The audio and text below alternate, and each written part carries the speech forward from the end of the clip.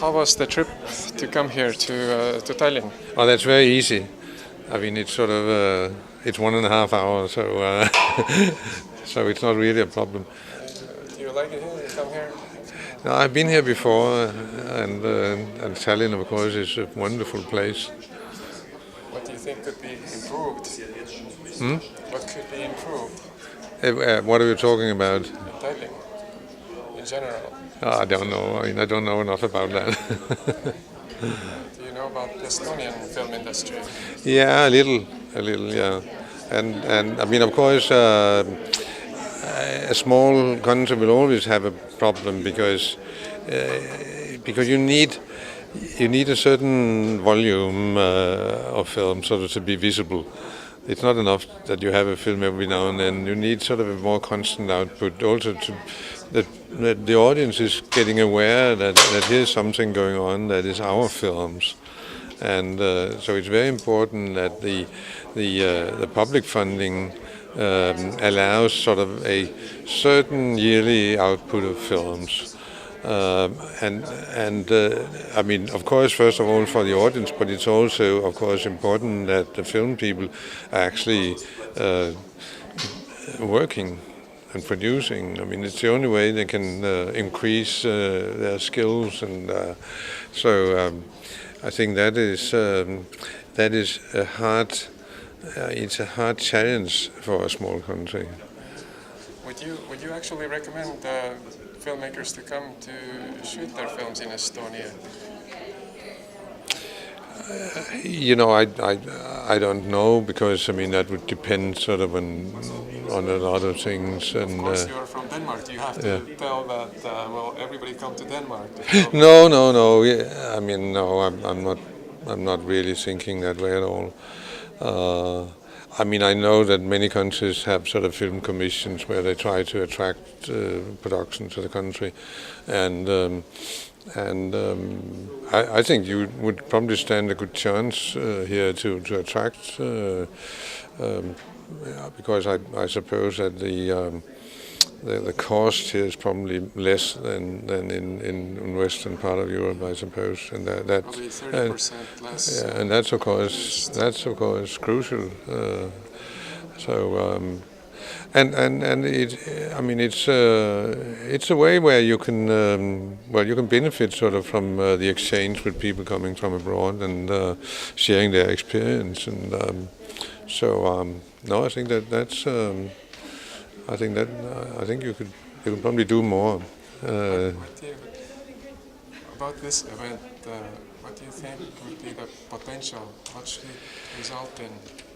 I mean, I hope that we will have discussions that will sort of lead sort of both people from the industry to sort of think sort of in maybe in new ways, and of course I also hope that that the public support not only for film production, but also for education, for training and education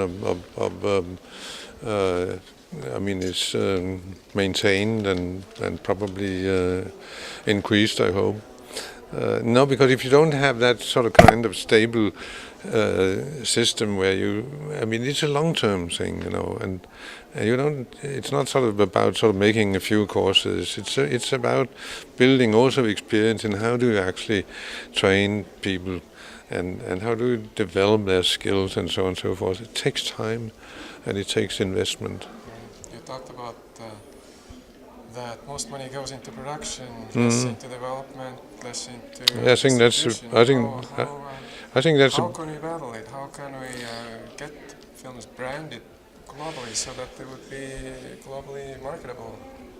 Yeah, well, I mean, if we start sort of with the development, I think it's crucial. I mean, in particular, if you are a small market, and I mean, Scandinavia is also a small market, we have to think of whether we can tell our stories. I'm not talking about different stories, but the story we want to tell. But can we tell them in a way that attract audiences outside our countries? I made a study last year in Scandinavia, based on many years of production, and And we have this old sort of close relationship, and we do a lot of co-productions.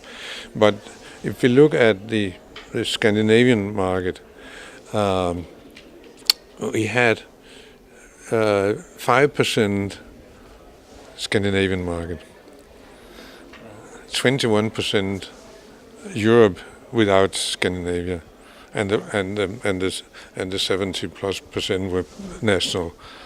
So it means that Europe is a much bigger market. It's much more interesting to get a film out in Germany and France than it doesn't mean that we shouldn't also have our films in Scandinavia, but it's not enough. I mean, it's not enough for you to have your films in the Baltic countries because it's such a small audience. Yes. And I think that's a challenge, developing our stories much more and be aware sort of what sort of language, as a film language, can I use? How can I best present my story so it gets attractive to other audiences? I think that's sort of it's a big challenge, and that's where I think a lot of investment should go.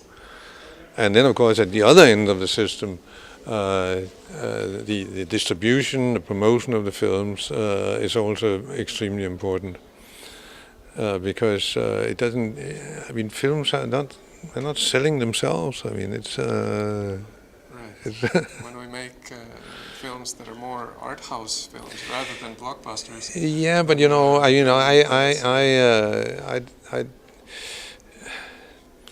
the way I prefer to look at it, I don't like. I mean, of course, it exists, sort of this idea about blockbusters and art films.